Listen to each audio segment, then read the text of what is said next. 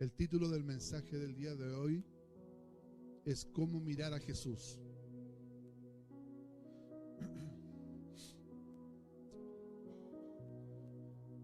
Lo habéis quedado en sus Biblias en el libro de Hebreos, capítulo 12, verso 1 y 2. Hebreos, capítulo 12, verso 1 y 2.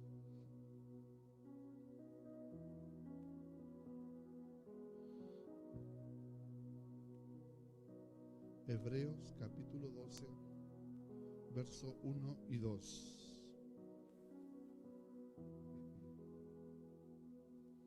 Dice: por tanto nosotros también, teniendo en derredor nuestra tan grande nube de testigos, despojémonos de todo peso y del pecado que nos asedia, y corramos con paciencia la carrera que tenemos por delante, puestos los ojos en Jesús, el autor y consumador de la fe, el cual, por gozo puesto delante de él, sufrió la cruz, menospreciando el oprobio, y se sentó a la diestra del trono de Dios.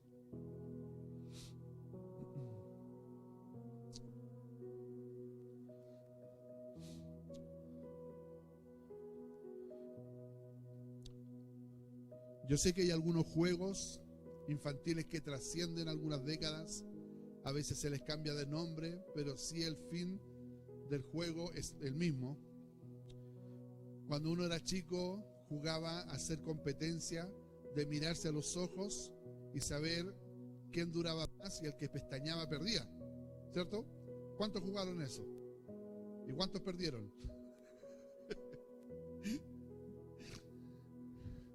Se dice que la mirada de la persona, del ser humano, proyecta muchas cosas, y a la vez también la mirada del ser humano da para interpretar muchas cosas. Yo puedo estar mirando tranquilamente y una persona puede pensar que yo estoy recordando a alguien, puedo tener pena, puedo estar con un momento difícil. Yo puedo estar llorando, mis ojos llorando, y alguno dice, yo pasé algo terrible, y no, a lo mejor puedo estar feliz y por eso es que estoy llorando de emoción. Pero siempre los ojos muestran una imagen de lo que hay dentro de nosotros. La palabra del Señor aquí nos enseña en Hebreos capítulo 12, después de haber expuesto sobre lo que es la fe. La fe es netamente cuando yo creo el oír de una palabra, de un mensaje, y en la cual nosotros aceptamos de que hay alguien que sí verdaderamente vivió, existió, fue a la cruz, murió, pero resucitó. Y ese mensaje se hace tan vivo en mí que yo lo acepto, lo recibo. Y una vez recibiendo ese mensaje, hay un cambio que se produce en el ser humano, de que ya la palabra la tengo en mi corazón, pero ya llega el momento en que yo quiero conocer a aquel que produjo eso en mí y que está en la palabra. Entonces, cuando hablamos de Hebreos capítulo 12 y dice que nuestros ojos están puestos en el Señor, a veces nosotros no sabemos cómo mirar a Dios. Y a veces nos cuesta mirar a Dios, porque nuestra vida muchas veces grita más fuerte de lo que nosotros podemos decir. Y cuando el Señor en algún momento nos enseña en su palabra y nos dice de que todos aquellos que han alcanzado gracia y misericordia pueden venir confiadamente ante la presencia de Dios, ante el trono de Dios, aunque venga cochino, aunque venga con heridas, aunque venga quizás como una cuncuna arrastrándome, pero si en algún momento la gracia y la misericordia de Dios me alcanzó, yo puedo venir una vez más ante la presencia del Señor. Lo difícil es cómo yo me paro para mirar a aquel que me ha perdonado una vez. ¿Sí o no? Porque nosotros manejamos un dicho que dice: el que me la hace una vez no me la vuelve a hacer dos veces. Pero ¿qué pasa cuando nosotros somos padres y un hijo comete un error una vez, dos veces, tres veces, cuatro veces? Y las amenazas corren de aquí como si fuera una tercera guerra mundial. Pero al final te das cuenta de que es tu hijo y que tú lo amas y lo quieres corregir y no quieres que vuelva a ser lo mismo que fue en algún momento cuando cometió su error. Y muchas veces la mirada del hijo también demuestra la culpabilidad que hay en su acción. Porque el papá le dice, ¿qué hiciste? Y el hijo no lo mira desafiando a la cara. Lo primero que hace es bajar su mirada. Porque cuando uno hace algo, no tiene la valentía de poder mirar a la cara y levantar su cara. Si es algo que a lo mejor ha deshonrado, más todavía nuestra mirada se baja al suelo. Porque hemos perdido el valor de nuestra verdad y hemos perdido el valor de lo que somos. Como hombres o como mujeres, como padres o como madres, hemos perdido el valor. Y eso a nosotros muchas veces nos empuja a que nuestra mirada esté puesta en el suelo. Pero aquí la palabra del Señor dice que hay una realidad de que nosotros, siendo hijos del Señor, pasamos a ser testigos de lo que el Señor puede hacer y lo que el hombre no puede hacer. Hemos visto muchos de nuestros hermanos como el Señor ha restaurado el corazón, ha restaurado la paz en el corazón, en el alma, hasta tal punto de que la persona ahora se siente libre para mirar la vida, para enfrentar la vida y diferentes cosas. ¿Y cómo nosotros nos damos cuenta de eso? Es porque de alguna u otra forma lo que fue tristeza se transforma en gozo, porque esa es la promesa de la palabra. Dice que Él transformará cada lágrima que cae de nuestro rostro, la transformará en gozo. Y más encima cuando el Señor lo afirma una vez más a través de los discípulos, diciéndole que ellos tendrán que ser firmes en la esperanza, tendrán que ser constantes en la esperanza, pero habrá un gozo que será su recompensa en el día de mañana. ¿Y cuál es ese gozo? El poder tener la vida eterna. Muchos hablan de que Dios es malo, de que Dios es bueno, de que Dios se olvidó de la humanidad, que Dios hizo muchas cosas, pero muy pocos reconocen que Dios, siendo Padre, envió a su Hijo y entregó a su Hijo para que nosotros pudiésemos tener la posibilidad de tener una vida más tranquila que la que muchos tienen. Entonces, ¿cómo yo puedo mirar al Señor? ¿Cómo yo puedo mirar? ¿Cómo yo puedo levantar mi mano? ¿Y cómo yo me puedo decir, Señor, aquí estoy? Los motivos que siempre el Señor busca y el Señor crea para que nosotros podamos tener esa posibilidad de mirar al Señor es a través de la oración. Usted sabe que la oración tiene una realidad muy dual, porque la oración es tan pública como tan secreta. Si usted quiere orar al Señor y usted quiere presentar su vida al Señor por alguna dificultad o algo que está pasando, Dios es tan presente para escucharlo en lo secreto que escucharlo en lo público. Y cuando nosotros vamos ante el Señor y le decimos, Señor, esto ha pasado en mi vida, Señor, no aguanto más. O quizás la frase cliché, si realmente tú existes, Señor, te pido que hagas algo. Esa oración tan desgarradora que sale de uno en el silencio de una noche, el Señor la escucha. Y aún en lo público, cuando llegamos nosotros acá y nos damos cuenta de que estamos totalmente expuestos a la vida y que en cualquier momento sentimos que nuestra vida se va a ir de acá, de este mundo, y vamos a dejar de existir, tenemos la posibilidad de poder acercarnos al Señor y orar y decirle al Señor, no sé qué hacer, ayúdame a hacerlo públicamente.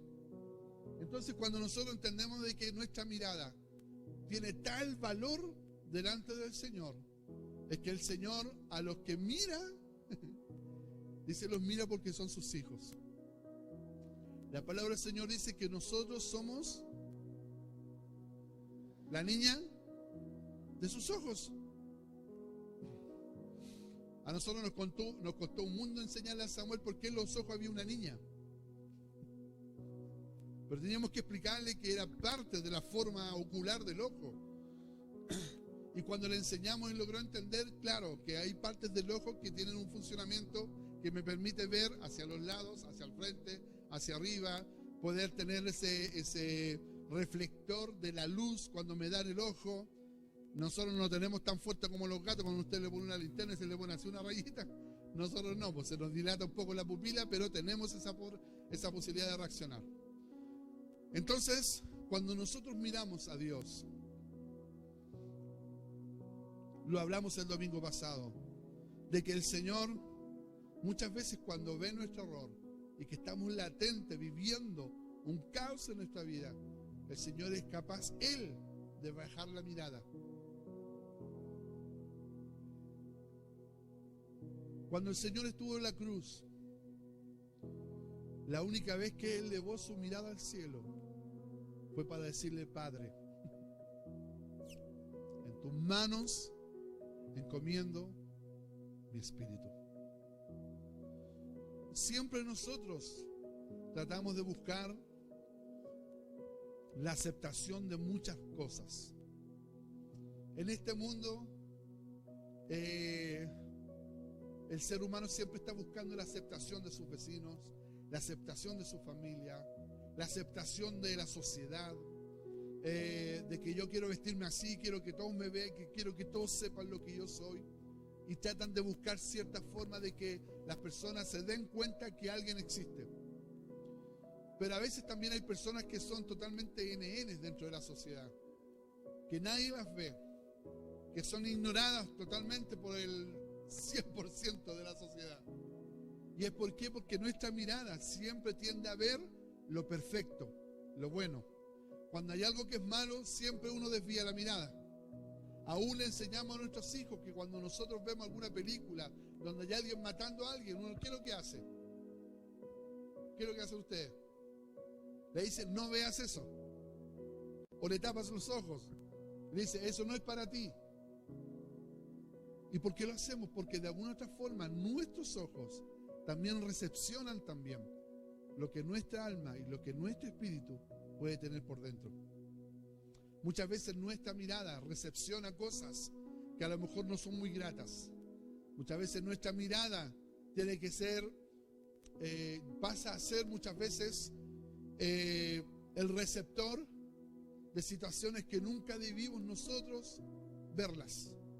Pero las vemos y somos parte de eso, porque las vemos, pasamos a ser testigos. Pero aquí en Hebreos 12, cuando comienza el Señor a hablar sobre poner nuestros ojos en el Señor, y habla de que hay una gran nube de testigos que han visto la gracia y misericordia del Señor, y solamente por poner la mirada en el Señor, a nosotros nos enseña de que hay una mirada que es la que nunca debemos perder en nuestra vida. Cuando nosotros estamos a punto de partir de este mundo,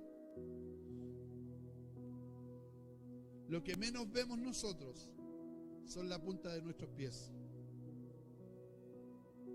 Si alguno de ustedes ha estado en el extremo de su vida, lo primero que usted hace es solamente mirar hacia el cielo, tratando de buscar alguna solución o alguna respuesta que venga, tratando de ver que realmente de aquel que usted creyó por 15 años, 20 años, 30 años, pueda venir con una respuesta.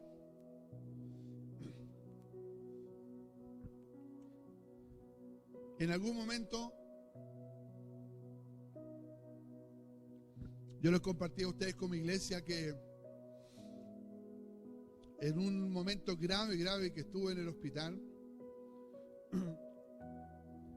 a los pies de la camilla donde estaba, hacia el frente, había un joven que llevaba más tiempo que yo cuando llegué ahí, y este joven se le había diagnosticado un cáncer digestivo a él. Todos los días iban personas a orar por él.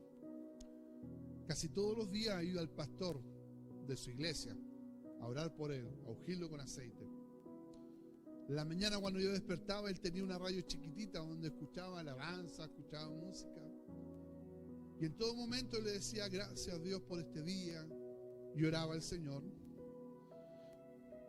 Y cuando de la operación yo logro salir del coma inducido, que a nosotros no hacen obligatoriamente entrar por el tema de una operación, nos dimos cuenta que ambos éramos cristianos. porque mi papá, cuando nos iba a visitar, esos 5 minutos que dan en la UCI, él también escuchaba la oración que se hacía. Y escuchaba también a Salomé cuando llegaba a visitarnos también, y también oraba por mí. Entonces en algún momento se cruzó la conversación que era obvia. Tú eres cristiano, yo también, sí, somos cristianos. Y él siempre dijo, yo sé que esta prueba es momentánea. Y yo sé que este momento que estoy viviendo, Dios de alguna forma me va a sacar de este lugar. Y yo por dentro decía que yo también quería lo mismo, porque estamos en la misma condición, conectados por todos lados, con una maquinita que sonaba todos los días, 24 horas, 7 días a la semana. Y en un momento él dice, voy a entrar a pabellón hoy día a la tarde, porque me van a operar y van a ver de poder ayudarme. Dijo, mi pastor va a venir a ungirme con aceite. El pastor llega, ora por él, lo unge con aceite. Resulta que el chico no llegó nunca, porque el chico partió en la operación. Y en el San Juan de Dios, cuando nosotros entramos, yo entré ahí por urgencia, las operaciones que son del corazón o las operaciones que son digestivas de pulmón, ninguna se hace de día y ninguna se hace el fin de semana. Todas se hacen a las 9, 10 de la noche.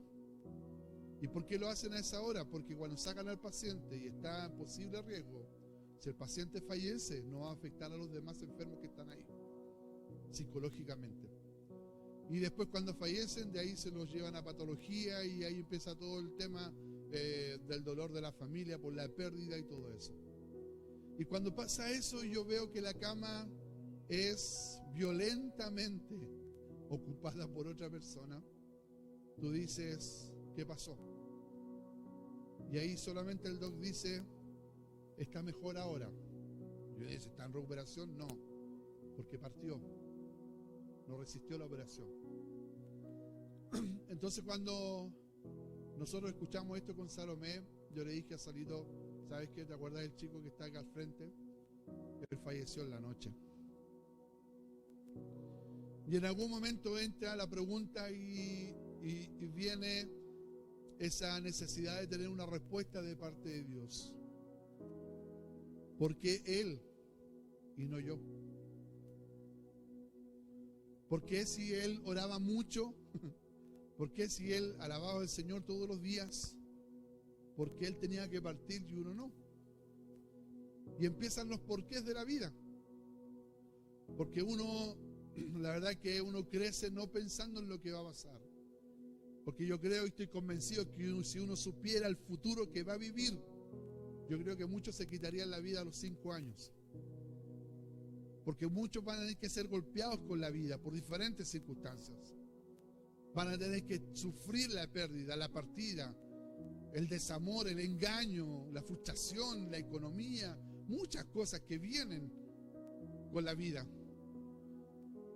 Pero si uno se pone a analizar y uno se da cuenta la diferencia de aquellos que en algún momento tuvieron un grado de fe, creyéndole a alguien que era fuera de la tierra, que era el Señor, se dieron cuenta que fue posible poder avanzar y pensar en que había una posibilidad. Cuando llega la mamá de este joven, llega a buscar las cosas, lo único que yo le dije, que les daba mis condolencias por el hijo. ¿Y saben lo que dijo ella? Ella dijo, en este momento, él está feliz y mucho mejor que yo, porque él está en la presencia del Señor. Cuando yo escucho eso y veo el corazón de una mamá, porque la mamá obviamente es un desgarro, le sacan la mitad de su cuerpo y cosas así, lo que siente fuerte. Entonces yo le decía a ella, pues fuerza, ánimo. Me dijo, sí. Me dijo, nosotros nunca hemos dejado de mirar al Señor. Entonces, usted sabe que el Face de repente le ayuda a conocer personas, pero a veces le ayuda a recordar lo que en algún momento quiere olvidar. Y dice, Face te recuerda, el otro día me recordaba hasta el 2012, estaba más flaco, tenía pelo, me recordaba mi aniversario, cuando me casé. Y te recuerda muchas cosas para atrás, cosas buenas y cosas no buenas te recuerda. Pero una de las cosas que yo me pude dar cuenta en los recuerdos es que cada instancia que vivimos nosotros y que hemos vivido hasta el día de hoy, si nosotros no hubiésemos creído en Dios, en el Señor, no estaríamos parados donde estamos. Aún en la situación que a lo mejor nuestros ojos pueden ver, porque a veces nuestros ojos producen tal reacción a nuestra fe que a veces se nos hace difícil ver más allá. Porque lo que ven nuestros ojos es cómo va a reaccionar nuestra vida. Cuando vemos que todo está perdido, que todas las cosas están fallando, que todas las cosas no están resultando, de alguna u otra forma nuestra fe empieza a decaer. Y lo que hace nuestro enemigo es que de ahí se toma de la fe. No, él no puede dañar nuestro cuerpo, pero sí espera que nosotros nos debilitemos espiritualmente. Una persona que por su interior, por su parte espiritual, almática, en sus pensamientos, una persona se sienta débil, se sienta acabada. La verdad es que no sabemos cómo sacarlo de ahí, porque es un estado muy difícil de vivirlo. Muchos lo viven, pero muy difícil de vivirlo a diario. Muchas veces es difícil poder darse ánimo cuando no hay ánimo.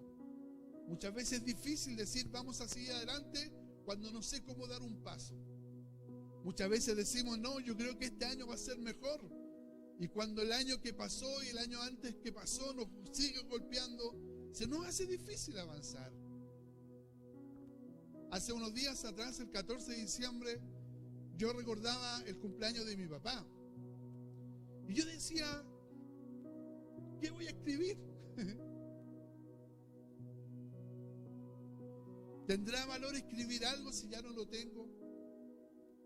¿Tendrá valor de poder decir algunas palabras si no tengo quien lo escuche? Es muy difícil hacer eso.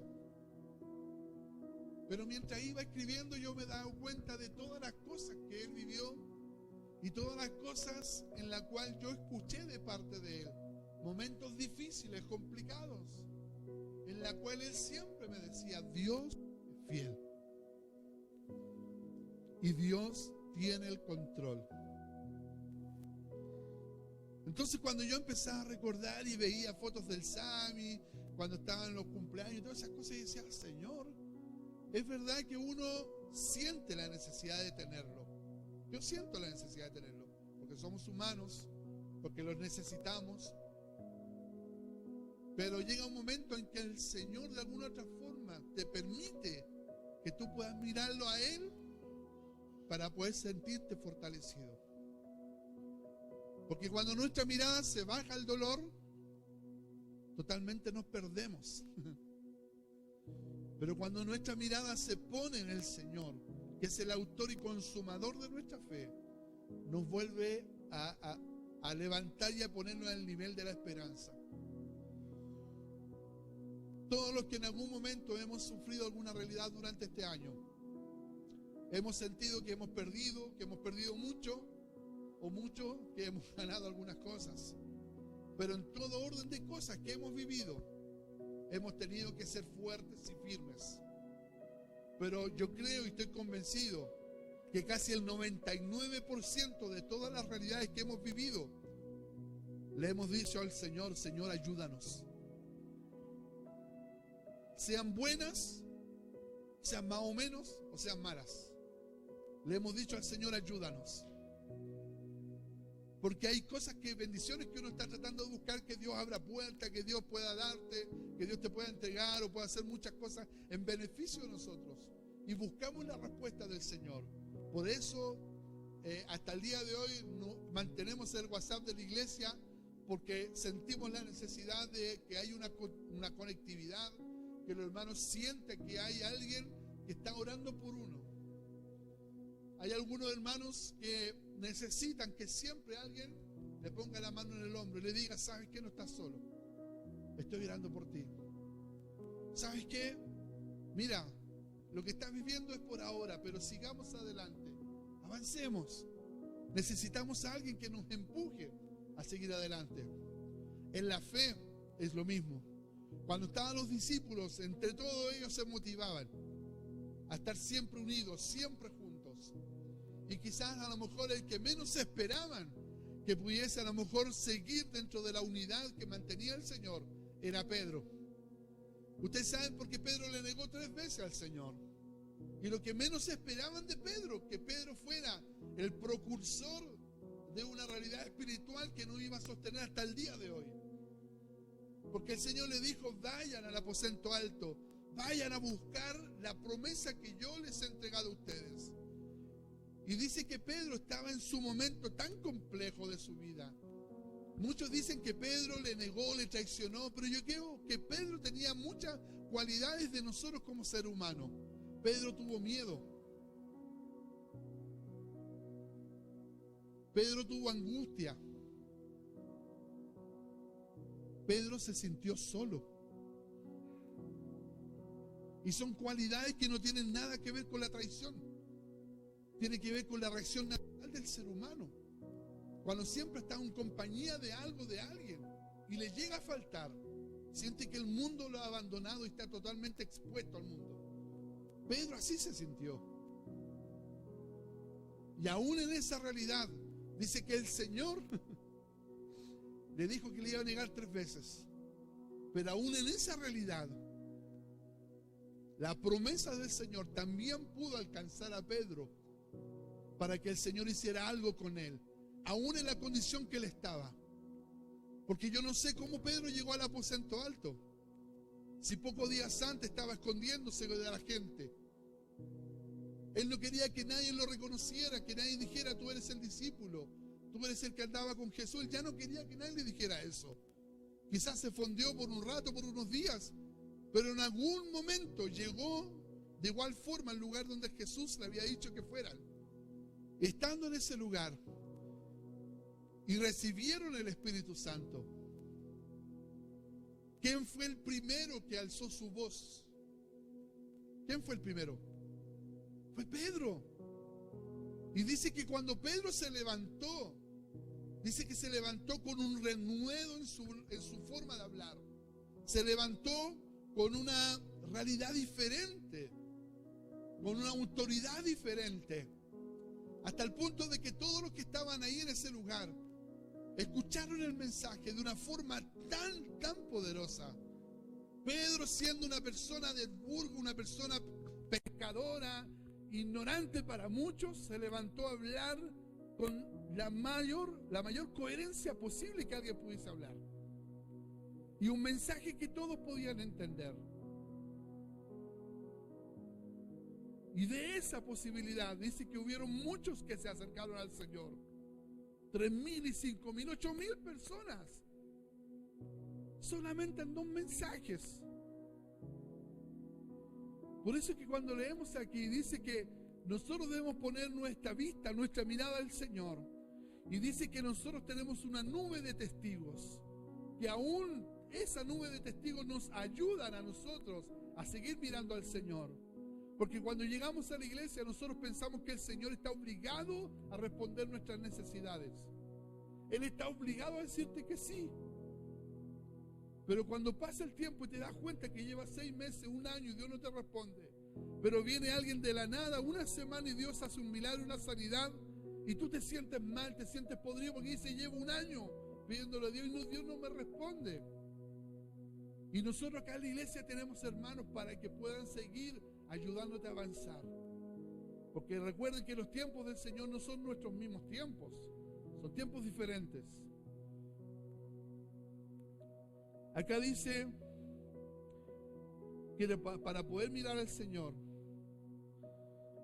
debemos ser sinceros, debemos sacarnos todo peso de encima.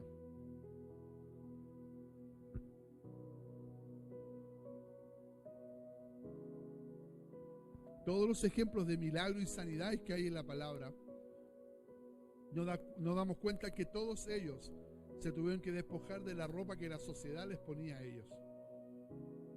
Y se despojaban de eso, de esos harapos, de las ropas cochinas que había, para poder llegar al Señor. Dice el verso 2: puesto los ojos en Jesús, el autor y consumador de la fe, el cual por el gozo puesto delante de él, sufrió la cruz, menospreciando el oprobio, y se sentó a la diestra del Padre.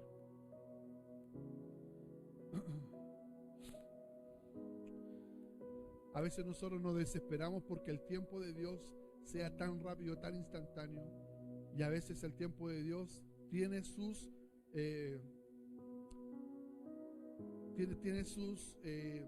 sus balances, tiene sus procesos.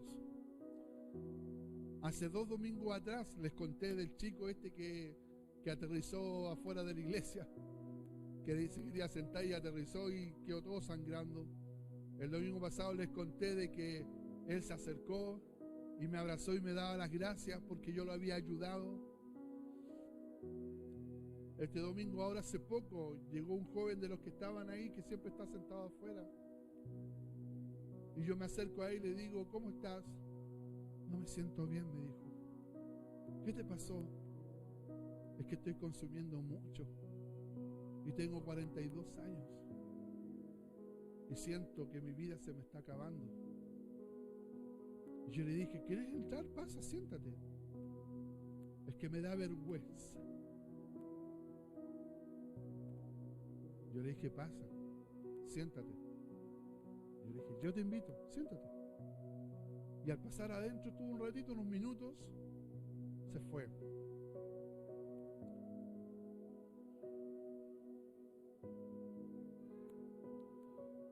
¿Sabe por qué les digo esto, hermanos? Porque cuando nosotros nosotros nos permitimos ser testigos de lo que el Señor hace, es el testimonio más valioso que tenemos para que hable del Señor. Tu vida habla del Señor. Tu forma de ser habla del Señor. Y cuando otros llegan a acercarse a tu medio, a tu metro cuadrado, se dan cuenta que algo ha pasado, que algo diferente hay. Y eso es el Señor lo que provoca a Él. Por eso que acá dice que habiendo tamaño nube de testigos, dice, nosotros debemos caminar y avanzar con paciencia la carrera del Señor.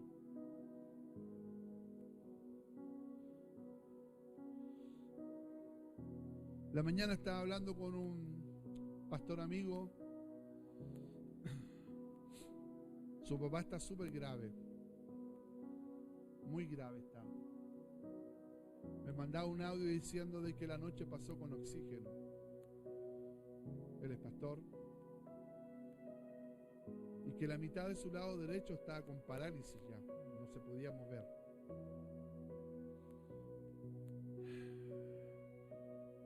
Y él me decía, no sé qué hacer. Yo le decía, quizás te puedo decir que confíes en el Señor, pero sé que a lo mejor estas palabras son tan pequeñas para el dolor que estás sintiendo ahora. Pero sí yo te puedo decir que la voluntad de Dios siempre es perfecta. Y lo único que le dije, estoy a un segundo, a una llamada de poder estar contigo, de poder estar con tu familia. Cuenta con nosotros en lo que necesita a la hora que sea. Y yo le dije, la verdad es que los amamos. Yo le dije a él, te amo mucho. Y la respuesta que llegó después cuando estábamos tomando desayuno, él me dice, gracias hermanos, los amamos.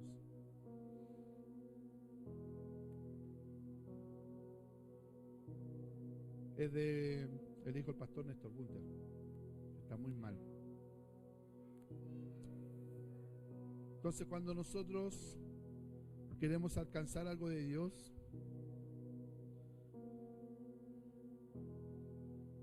y vemos que de repente la palabra te hace sentir como que es tan fácil acercarse al Señor, te das cuenta que no es fácil.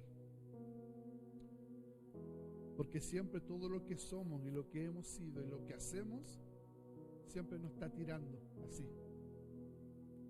Y el Señor siempre nos está llamando. Por eso que acá el Señor dice que debemos despojarnos de todo. Si tú estás así, pero con la uña, esperando de que pase este año, yo me sumo a ti, porque estamos todos quizás igual. Queremos que este año pase. Pero sé, y estoy convencido, que el día 31, cuando yo esté parado y mire hacia atrás, desde el día 1 de enero, me voy a dar cuenta que el Señor siempre ha sido fiel y que el Señor siempre ha estado. Yo la verdad que motivo a la iglesia y motivo a los hermanos a que perseveremos en la fe, perseveremos en las cosas del Señor, porque los tiempos quizás se van a poner más difíciles, pero donde esté nuestra fe va a marcar la diferencia del día a día que vivamos. No somos personas perfectas. Aquí no hay ninguna mamá que sea perfecta. Yo conozco muchas mamás acá en la iglesia que no son perfectas, y muchos papás que no son perfectos tampoco. Veo también hijos que no son perfectos. Veo abuelos que no son perfectos, tíos que no son perfectos. Pero dice la palabra del Señor que cada día que nosotros nos acercamos al Señor, el carácter de Cristo empieza a moldear nuestra forma de ser. Y por eso que llega hasta el punto de que te lleguen a reconocer como lo hacían con Pedro. Tú eras uno de ellos. Tú estabas con ellos, porque nosotros empezamos a hablar y empezamos a actuar como el Señor quiere que actuemos.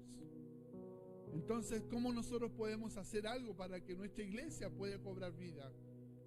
A mí nadie me puede negar que aquí en nuestra iglesia, en nuestra casa, no hay presencia de Dios. Porque cada vez que se abre el culto y adoramos al Señor, se siente la presencia del Señor. Porque el tener presencia de Dios no implica que tengamos 5,000, 10,000, tengamos 1,000, 10, 5 personas. Lo que hace la diferencia cuando hay presencia de Dios es cuando hay un corazón que le busca. Si yo busco con mi corazón, me voy a encontrar con Él. Eso dice la palabra del Señor. Buscadme y me hallaréis. Nada más.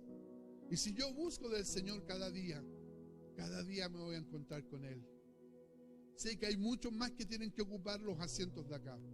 Sé que hay muchos hermanos que todavía están ahí, como que vienen, que no vienen. Algunos preguntando si va a haber transmisión.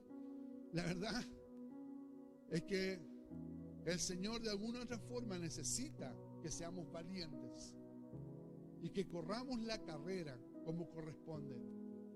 Si el Señor te alcanzó a como estábamos, empecemos nosotros a movernos para iniciar esta carrera. Y si tú te das cuenta acá, en ninguna parte califica la edad y en ninguna parte califica si eres hombre o mujer. Dice que a todos aquellos que han escuchado el mensaje de la palabra del Señor y por fe lo han aceptado, nuestra obligación es poner los ojos en el Señor. Y es el requisito primordial para que nuestra fe se mantenga en pie. Que pongamos nuestros ojos en el Señor. Y me encanta cuando dice que el gozo que nosotros buscamos fue puesto en el Señor, aquel que sufrió la cruz. ¿Sabe por qué me gusta eso? Porque a veces nosotros sentimos que sufrimos mucho más, pero uno que lo sufrió todo y nos permite ahora tener gozo.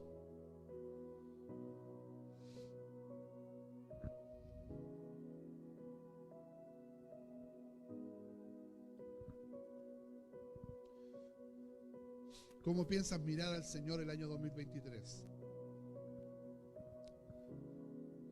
¿Cómo te estás parando para el año 2023? ¿Cómo te estás levantando para el año 2023? ¿Qué quieres ver con tus ojos? ¿Te has hecho esa pregunta? Yo ya empecé a hacerme esa pregunta. ¿Qué quieren mis ojos ver? No se lo voy a decir porque es mío. Ustedes vean lo que ustedes quieran ver, pero yo estoy diciendo que yo estoy con fe y con mucho anhelo en mi corazón de ver muchas cosas. Pero necesito acercarme cada día al Señor. Necesito que el Señor sepa que le estoy buscando. Necesito que el Señor se dé cuenta que yo lo estoy mirando a Él y que no voy a perder la mirada, porque si pestañeo voy a perder. Porque si algo desvío mi mirada, algo puede suceder que lo voy a lamentar. Y quiero estar con esa mirada siempre puesta ahí. ¿Usted le ha pasado cuando usted hace sonar una bolsa dentro de una mochila y teniendo niños al frente? Ustedes han tenido esa experiencia, ¿no? Han visto como los niños miran así como expectantes, no saben qué es lo que va a salir de ahí. Y están así y se desesperan. Y uno empieza a darle como sugerencias de lo que uno tiene. Uy, súper rico lo que tengo. Como que se desesperan. Uy, hay mucho y todo. Uy, y se sorprenden mucho más. Uy, van a poder comer harto. Uy, se vuelven locos. Esa expectación que tienen los niños es la misma que debemos tener con el Señor cuando vengamos acá a la iglesia. Usted sabe que nosotros aún tenemos la libertad de adorar al Señor con nuestras manos. Aún tenemos la libertad de adorar al Señor con nuestra voz. Aún tenemos la libertad de adorar al Señor con nuestros pies, con nuestro cuerpo, con todo. Aún tenemos esa posibilidad de adorar al Señor. Yo te digo, si tú estuvieras al extremo y te estuvieran obligando a negar tu fe, ¿te volverías al otro equipo?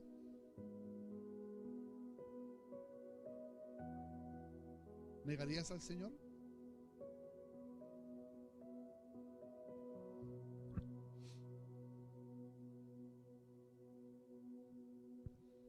Hay un pastor predicador, con esto ya voy a terminar, el pastor King de Corea del Norte.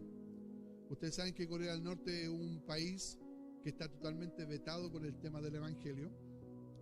Y este pastor empezó a juntarse con remanente, con personas, para tener culto debajo de una propiedad que estaba abandonada. Y en algún momento empezaron a vivir realidades tan fuertes con el Señor, que habían algunas personas que escuchaban lo que sonaba dentro de esta propiedad, entraban a ver y no veían nada. La tildaron como una casa bruja porque se escuchaban voces y no habían voces, no habían personas. Y llega un momento en que por casualidad alguien hace algo en la propiedad y se destruye parte de la casa, en la cual queda en evidencia que abajo había un subterráneo muy grande, y en la cual en ese lugar se estaban reuniendo estas personas a adorar al Señor junto al pastor King. Y cuando supieron esto, dice que llamaron automáticamente a todos la policía y los soldados que estaban en ese lugar, y los sacaron a todos ellos, en alrededor como 35, 40 personas, entre niños, ancianos, más el pastor y la iglesia. Y los sacaron a todos afuera y le dijeron que eso estaba totalmente penado por ley, por muerte, el que ellos pudiesen seguir una religión como la cristiana evangélica. Y le dijeron a ellos, como vieron la realidad que habían familia, niños, le dijeron: le damos la posibilidad para que ustedes puedan negar su fe. Y tienen la posibilidad de hacerlo y salir y van a estar vivos. La cual ellos se negaron rotundamente a hacerlo.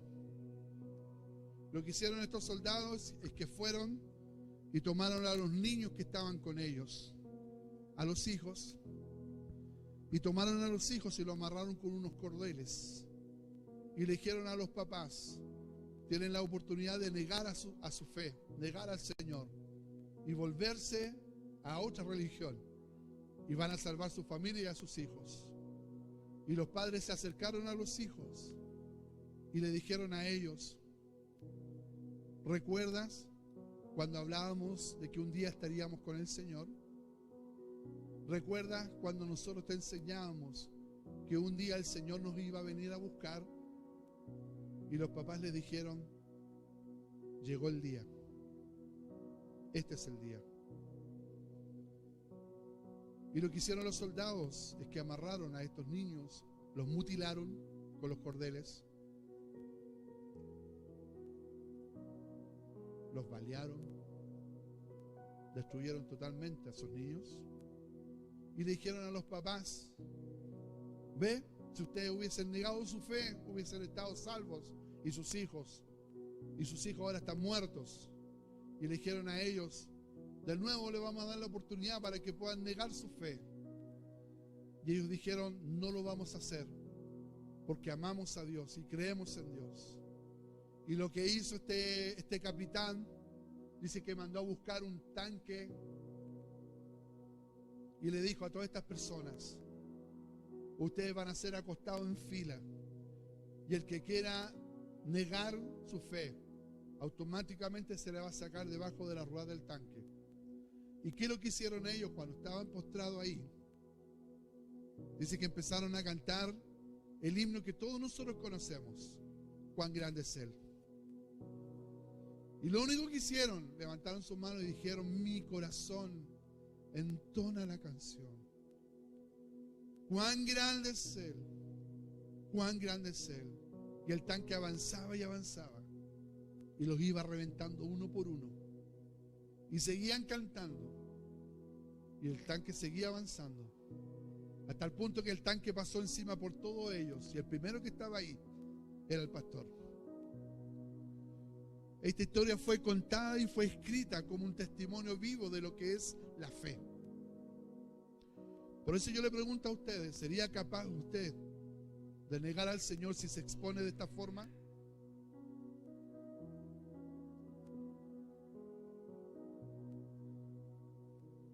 Sería difícil, ¿cierto? Muy difícil. Pero la palabra del Señor dice que el Señor Jesús fue a la cruz y no escatimó ser igual a Dios. Y dice que fue para darnos vida a cada uno de nosotros. Por eso que es tan importante que si nosotros decimos creer en el Señor, que seamos valientes en mantener nuestra fe. Que nada nos pueda turbar, que nada nos pueda dar vuelta, porque nuestra fe se tiene que mantener intacta. Yo hace 2 años, un poco más de 2 años, ya hemos perdido al papá. Y una de las cosas que yo hice, tocando la urna de mi papá, llorando con dolor y todo eso, le dije: hasta pronto. Y le dije: ahora de mí depende mantener mi fe en el Señor, para que el día de mañana nos podamos ver. Porque Él se fue en su corazón con la promesa de que un día el Señor lo va a venir a buscar por su nombre. Le va a decir: René Francisco Vera Lara, buen siervo fiel. ¿Cierto? Sobre poco has sido fiel, sobre mucho te pondré. Entra en el gozo de tu Señor. Entonces, ¿por qué le digo esto? Porque todo el año 2022 tenemos latigazos en la espalda. Tenemos de todo en nuestro cuerpo, nuestro corazón, nuestra alma. Hemos estado desilusionados, hemos estado llorando, nos han dado ganas de apretarle el cuello a alguien. Algo nos ha pasado durante este año. Pero no tiene por qué el año 2023 ser igual. Debemos nosotros presentarnos delante del Señor y decirle: Señor,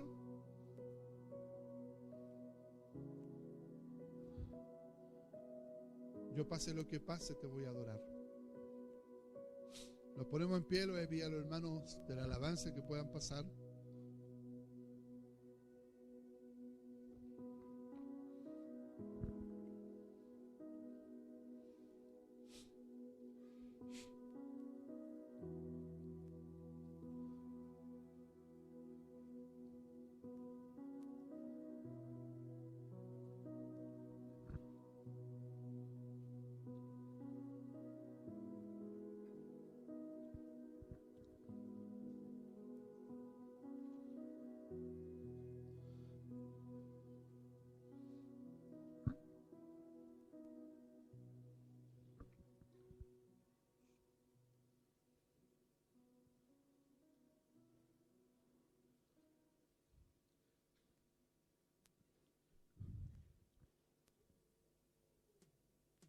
Y vamos a adorar al Señor. Amén, hermanos. Adoramos al Señor con el mismo temprano de buscaré. Con el temprano de buscaré.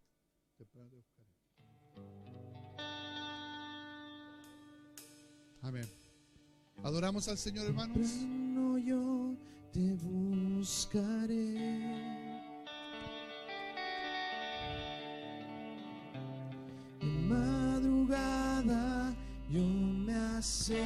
buscaré a ti. Mi alma te anhela y tiene sed. Levante sus manos al Señor. Para ver tu gloria y tu poder. Mi socorro ha sido tú, y en la sombra de tus alas yo me gozaré. Mi alma está pegada a ti, porque tú piensas.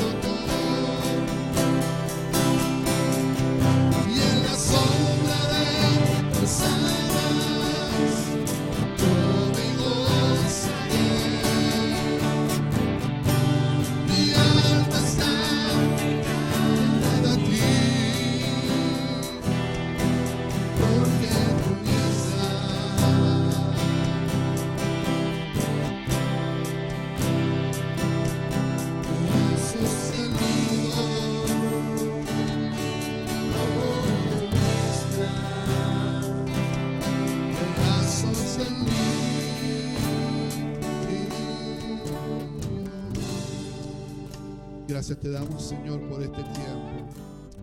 Adoramos, Señor, tu nombre. Ayúdanos, Señor, a que nuestra mirada esté siempre puesta en ti. Ayúdanos, Señor, a que podamos ser firmes, Señor, y constantes en la fe, Señor. A pesar, Señor, de los dardos del enemigo, Señor. A pesar, Señor, de que a lo mejor nuestra emoción, Señor, esté por el suelo, Señor. Ayúdanos, Señor, a salir de donde estamos para poder alzar nuestra mirada y mirarte una vez más, Señor. Porque sé que tú nos miras, Señor, como Padre. Tú nos miras, Señor, con misericordia, Señor. Señor amado, abrázanos, Señor, en este tiempo. Abrázanos, Señor, en este tiempo, Señor, que está terminando, Señor, en años, Señor, en la cual queremos que muchas cosas, Señor, queden atrás, Señor. Pero, Señor amado, fortalece nuestra vida. Una vez más, Señor, creemos, Señor, que es posible, Señor, poder, Señor, comenzar de nuevo. Gracias te damos, Señor. Libera nuestro corazón, libera nuestra alma, Señor. Todo lo que quizás haya marcado, Señor, nuestra vida, Señor, y nos haya golpeado emocionalmente, Señor, te pido, Señor, que puedas sanar nuestro corazón sanar nuestra alma, sanar nuestra mente, Señor, para poder ser libres, Señor. Señor amado, gracias te damos, Señor. Viene un año 2023, Señor, lleno de desafíos, Señor, como todo año, Señor. Pero sabemos, Señor, que tu gloria, Señor, será mayor, Señor, que la que hemos vivido, Señor. Tu presencia, Señor, será, Señor, deseada, Señor, por muchos, Señor, en este lugar. Gracias te damos, Señor. A ti sea honra y gloria. Amén y amén.